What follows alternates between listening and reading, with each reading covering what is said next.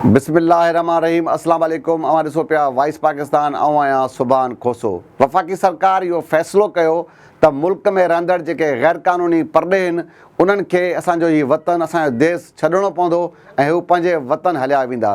पर उन फ़ैसिले खां पोइ ख़ासि तौरु सिंध जे मुख़्तलिफ़ ज़िलनि में इहे रिपोर्ट थियनि पिया त अञा बि गैर क़ानूनी परॾे ई तरसियल आहिनि, पर सिंध हुकूमत सिंध पुलिस उन्हनि ख़िलाफ़ु कार्रवाई न पई करे।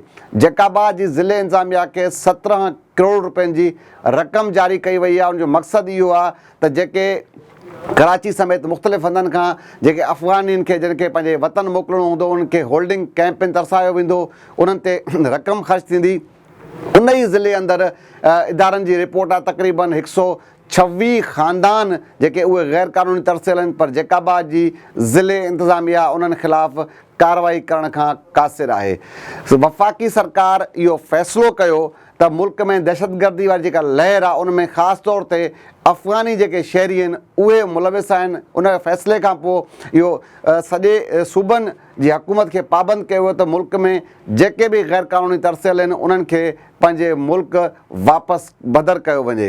इन हवाले सां मुल्क जे मुख़्तलिफ़ हिसनि मां गैर क़ानूनी जेके परॾेही आहिनि उहे पंहिंजे पंहिंजे वतन ॾांहुं वञनि पिया, पर ख़ासि तौर ते सिंध जे मुख़्तलिफ़ ज़िलनि मां इहो रिपोर्ट थिए पियो त अञा ताईं उते गैर क़ानूनी जेके ख़ासि तौरु अफ़गानी रहियल आहिनि, पर सिंध जी पुलिस उन्हनि ख़िलाफ़ु कार्रवाई न पई करे। जैकाबाद जी ज़िले इंतज़ामिया खे 17 करोड़ रुपयनि जी रक़म जारी कई वई आहे। रक़म ॾियण जो मक़सदु इहो आहे त कराची खां जेके गैर क़ानूनी परॾेही जिन खे अफ़गान जेको आहे त चमन बॉर्डर वारे पासे मुंतक़िल कयो वेंदो उन्हनि खे जैकाबाद में, छाकाणि सफ़र वधीक आहे, उन्हनि खे जैकाबाद में तरसायो वेंदो। जैकाबाद में उन्हनि जी खाद खुराक जो बंदोबस्तु कयो वेंदो। उनखां पोइ वरी उन्हनि खे जेको आहे त चमन बॉर्डर तरफ़ रवानो कयो वेंदो।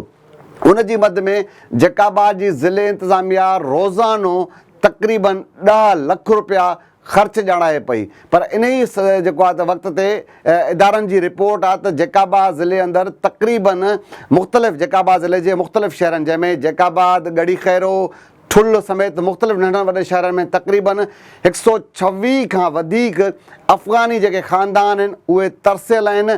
अॼु बि उहे जेके गैर क़ानूनी आहिनि उहे पंहिंजो कारोबार कनि पिया, पंहिंजो जेको सॼो उन जो सिलसिलो आहे उहो जारी आहे। ऐं जेका रिपोर्ट आहे उन रिपोर्ट में उन्हनि जेके सरबराह आहिनि, जेके उन जा चङा मुड़ुस आहिनि, उन्हनि जा नाला बि ज़ाहिर कया विया आहिनि। सॼी रिपोर्ट अचण खां पोइ उहो ज़िलो जंहिंखे करोड़ रुपयनि जो बजट मिलियो आहे इन्हनि जे लाइ, उन ज़िले जी इंतज़ामिया, उहा पुलिस हुजे, उहो डिप्टी कमिश्नर जैकाबाद हुजे, उन्हनि अफ़गाननि ख़िलाफ़ु कार्रवाई करण लाइ तयारु न आहे। इहे ज़रिया ॿुधाइनि था त बाज़ाब्ता तौर ते हिकु रिपोर्ट आहे जंहिंमें उन्हनि जा नाला मैंशन थियल आहिनि, उनजी निशानदेही थियल आहे, उनजा घर नंबर ऐं कहिड़े कहिड़े इलाइक़नि में तरसियल आहिनि। उन बावजूद बि एॾी वॾी रिपोर्ट खां पोइ बि जैकाबाद जी इंतज़ामिया जी गफ़लत आहे। जैकाबाद जी इंतज़ामिया वफ़ाक़ी सरकार जे फ़ैसिले, मुल्क जी सालमियत वारे फ़ैसिले ते अमल दरामद करण लाइ तयारु न आहे।